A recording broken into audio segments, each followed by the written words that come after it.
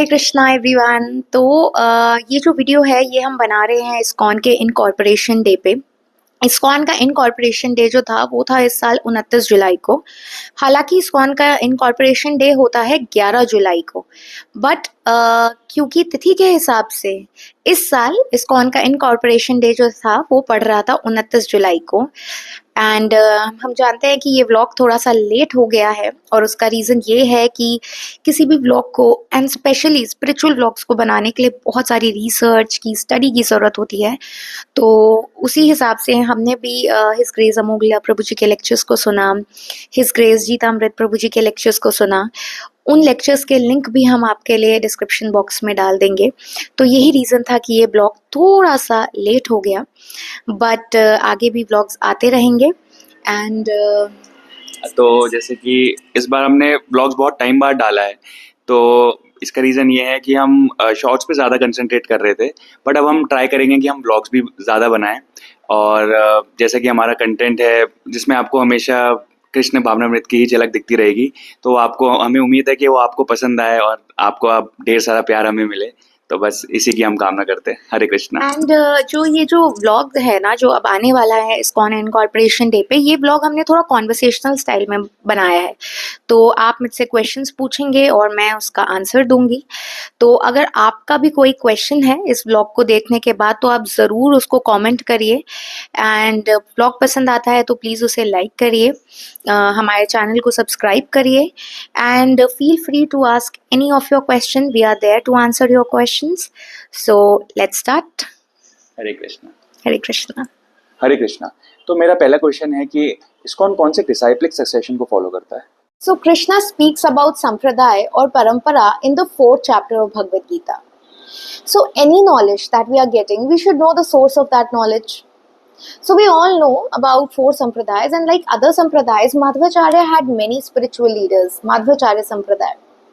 और उन्हीं के सक्सेशन में एक स्पिरिचुअल लीडर थे जिनका नाम था माधवेंद्र पुरी। और माधवेंद्र पुरी के जो सक्सेसर थे वह थे ईश्वर पुरी। एंड ईश्वर पुरी ये ज्ञान देते हैं किसे? भगवान श्री चैतन्य महाप्रभु को। और उसी परंपरा में 6 गोस्वामीज भी आते हैं। एंड आगे जाके जो गौड़िया मठ के संस्थापक आचार्य थे श्रील भक्ति सिद्धांत सरस्वती ठाकुर, वे भी उसी संप्रदाय में से हैं। एंड उन्हीं के शिष्य who is also our founder Acharya Srila AC Bhaktivedanta Swami Prabhupada, वह भी इसी संप्रदाय से हैं। तो हमारा मानना तो ये है कि अन्य सभी संप्रदायों को हम प्रणाम करते हैं, लेकिन जो हमारा गौरव है, हमारा ब्रह्म मध्व गौड़ीय संप्रदाय, जो कि हमें महाप्रभु और प्रभुपाद जी की कृपा से प्राप्त हुई है कि हम श्री कृष्ण की भक्ति करें, लेकिन राधा रानी की कृपा से, राधा रानी की कृपा के द्वारा। तो बस यही हमारे लिए सब कुछ है, यही हमारा गौरव है। तो मेरा दूसरा क्वेश्चन ये है कि इस्कॉन एक्चुअली में है क्या? What is ISKCON all about? Well, the same question was asked by Srila Prabhupada जी और उन्होंने 6 शब्दों में इसका उत्तर दिया। वो 6 शब्द क्या थे? Chant Hare Krishna, spread Hare Krishna. जी, we should all chant and spread Hare Krishna. तो जैसे इस्कॉन एक सोसाइटी है, एक इंस्टीट्यूशन है, तो मेरा ये सवाल था कि क्या स्पिरिचुअलिटी को इंस्टीट्यूशनलाइज करना चाहिए?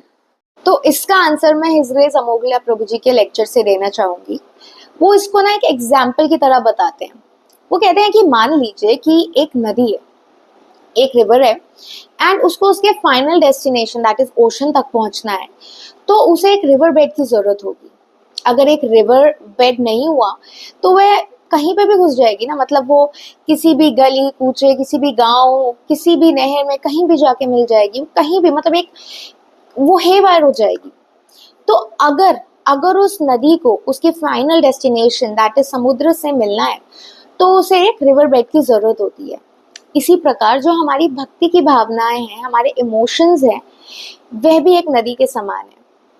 बट जो रिवर बेड है वो है इंस्टीट्यूशन, एंड दैट इंस्टीट्यूशन, जिसको आप मंदिर भी कहते हैं, that helps us to reach our final destination which is lord Shri Krishna.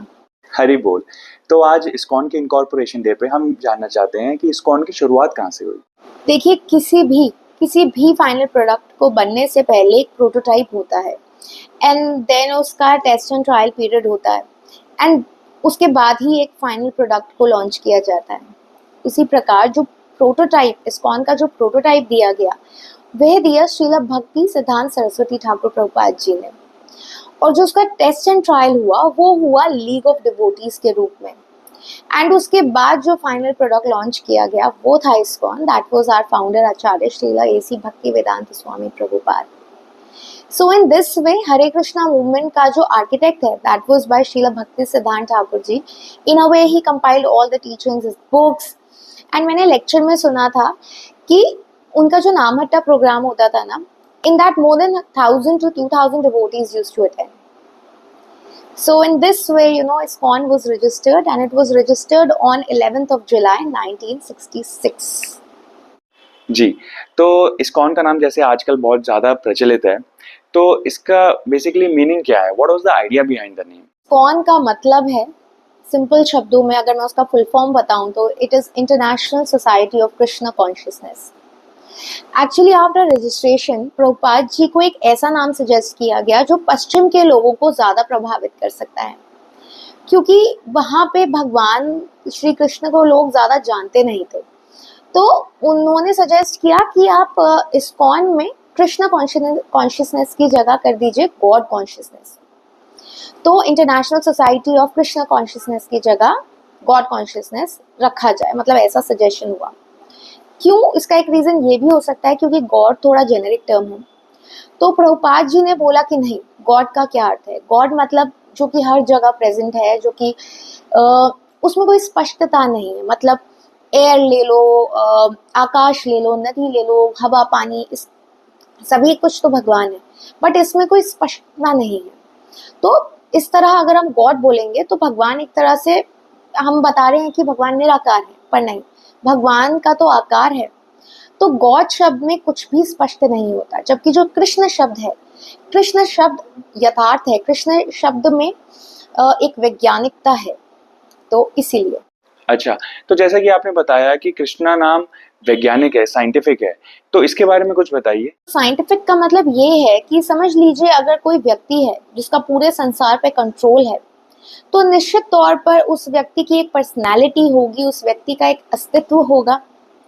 For example, यदि भारत का प्रेसिडेंट है या फिर कोई अमेरिका का प्रेसिडेंट है, वह एक पर्सनैलिटी है, उनका एक आकार है, उनका एक व्यक्तित्व है, उनका एक अस्तित्व है।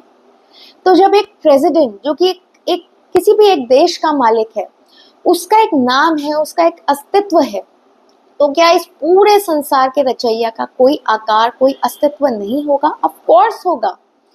इसीलिए भगवान साइंटिफिक है। श्री कृष्ण का जो नाम है, श्री कृष्ण का जो अस्तित्व है, वह साइंटिफिक है। तो इसी डिस्कशन को मैं आगे बढ़ाती हूँ कि जब इस्कॉन के नाम पे बात हो रही थी तो प्रभुपाद जी आगे बताते हैं कि यदि पाश्चात्य देश के लोग नहीं जानते हैं कि श्री कृष्ण कौन है, तो international Society of Krishna consciousness के जो डिवोटीज हैं वो नाम की महिमा बताएंगे, भगवान श्री कृष्ण कौन है वो ये बताएंगे। एंड इवन आई फील कि इस वजह से आज जो डिवोटीज हैं, बहुत ज़रूरत है कि वह सोशल मीडिया पे आए, क्योंकि आजकल सोशल मीडिया का ज़माना है। तो सोशल मीडिया पे डिवोटीज का आना बहुत ज़रूरी है, और उसमें तो हमारा क्या भाव होना चाहिए? हमारा ये भाव होना चाहिए कि हम अगर सोशल मीडिया पर आ रहे हैं तो हम उस पर आके जो कुछ भी करें उसमें भगवान श्री कृष्ण का, उससे भगवान श्री कृष्ण का यश बढ़ना चाहिए, उनका यश फैलना चाहिए। जी, तो जैसे हमने ये भी सुना है कि जब हम टेम्पल, इस्कॉन टेम्पल में लक्ष्मी डोनेट करते हैं तो हमें टैक्स डिडक्शन का भी बेनिफिट मिलता है। तो ये क्या इनकॉर्पोरेशन पे ही हुआ, या फिर जैसे इस्कॉन एक नॉन प्रॉफिटेबल ऑर्गेनाइजेशन है, तो वो इसके बारे में आप कुछ बताइए कि वो कैसे बना? जी हाँ, जब इस्कॉन का निर्माण हुआ तो प्रभुपाद जी के पास कोई पैसे या कोई महंगा लॉयर नहीं था, और जो भक्त थे ना वो भी बिल्कुल हिपीज थे, मतलब उनके पास भी कोई पैसे या कोई ऐसे कनेक्ट नहीं थे। तो पैसे और एक अच्छी लॉयर की बहुत ज़रूरत थी इस्कॉन को एनपीओ बनाने के लिए। तब कार्ल यूर्जेंस, आई थिंक यही नाम था, इसके नाम के एक व्यक्ति थे जो प्रभुपाद जी के संपर्क में थे, और प्रभुपाद जी के वे लेक्चर्स भी सुना करते थे, और उनको इस फील्ड में ना थोड़ी नॉलेज भी थी। तो उनके वकील थे स्टीफन गोल्डस्मिथ, तो उनसे संपर्क किया गया। उनका कार्यालय पार्क एवेन्यू में था, और जब काल ने उन्हें प्रभुपाद जी की योजनाओं के बारे में बताया तो वह तत्काल ही एक भारतीय स्वामी जी के इस धार्मिक संस्था के बनाने के विचार से बहुत ही आसानी से आकर्षित हुए। बट उन्होंने इस काम के लिए क्या बोला कि मैं ये काम तो करूंगा बट इस काम के लिए पैसे नहीं लूंगा। हम देखते हैं कि आज के ज़माने में तो लॉयर्स कितनी ज़्यादा फीस डिमांड करते हैं, बट उन्होंने इस काम के लिए पैसे नहीं लिए। क्यों? क्योंकि वह प्रभुपाद जी की फिलॉसफी से इतने ज़्यादा अट्रैक्ट हुए कि किस तरह एक भारतीय स्वामी है और उनके क्या विचार है, क्या फिलॉसफी है। तो बस इसी तरह इस्कॉन एक नॉन प्रॉफिटेबल ऑर्गेनाइजेशन के रूप में आगे आया। जी, तो मेरा नेक्स्ट क्वेश्चन ये है कि जैसे इस्कॉन जब इनकॉर्पोरेट हुआ तो उसका उद्देश्य क्या था? What were the purposes of ISKCON? जी बिल्कुल, तो जब लीग ऑफ डिवोटीज बना ना तो उसी वक्त जो उद्देश्य लीग ऑफ डिवोटीज के सेट किए गए वही पर्पसेस आज भी इस्कॉन के हैं। तो वो पर्पसेस मैं आपको इस्कॉन डिजायर ट्री से पढ़ के सुनाती हूँ, एंड आई थिंक ये पर्पसेस हम सभी को पता भी होने चाहिए अगर हम सब इस्कॉन से कनेक्टेड हैं। तो पहला ये कि बड़े पैमाने पर समाज में आध्यात्मिक ज्ञान का व्यवस्थित प्रचार करना तथा सभी लोगों को आध्यात्मिक जीवन की तकनीकों में शिक्षित करना ताकि जीवन में मूल्यों का असंतुलन रोका जा सके तथा विश्व में वास्तविक एकता और शांति प्राप्त की जा सके। दूसरा, ईश्वर जो कि श्री कृष्ण है, कृष्ण की चेतना का प्रचार करना, जैसे कि भारत के महान धर्म ग्रंथों भगवत गीता, श्रीमद् भागवतम में बताया गया है।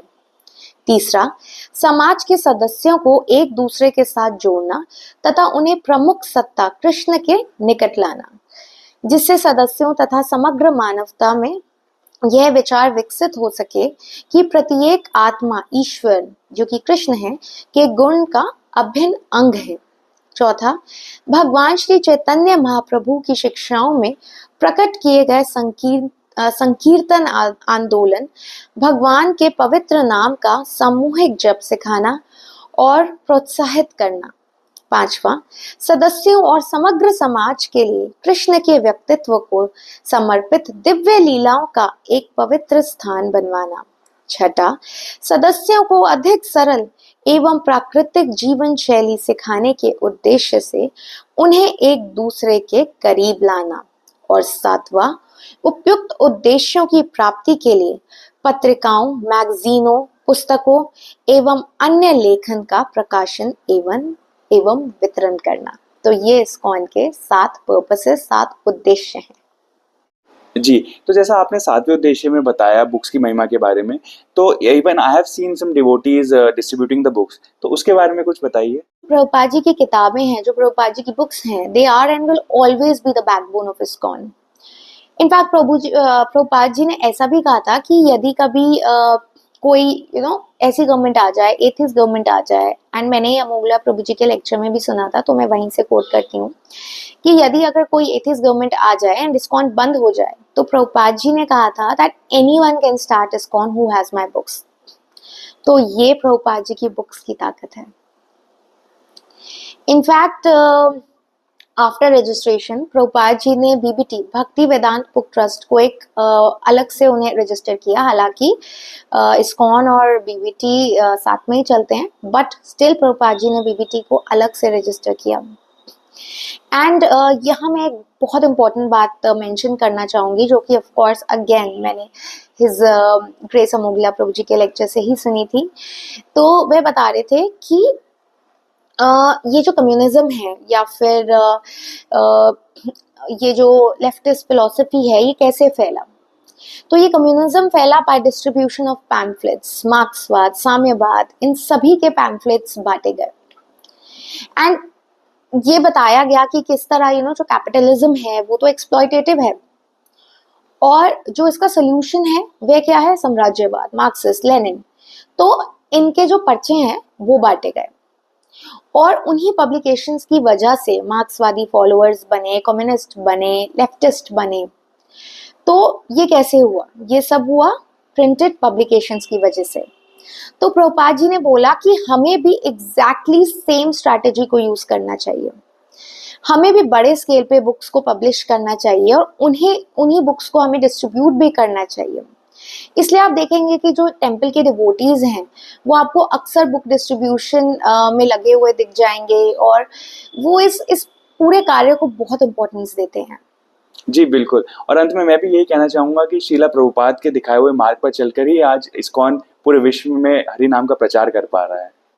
बिल्कुल, एंड इस्कॉन के इनकॉर्पोरेशन डे के इस शुभ दिन को मनाते हुए मैं आप सबसे भी यही रिक्वेस्ट करूंगी कि आइए हम सभी श्रीला प्रभुपाद की इस मुहिम में शामिल हों और पूरे जोरों शोरों से हम सभी सनातन धर्म को आगे लेके जा सकें। हरे कृष्णा।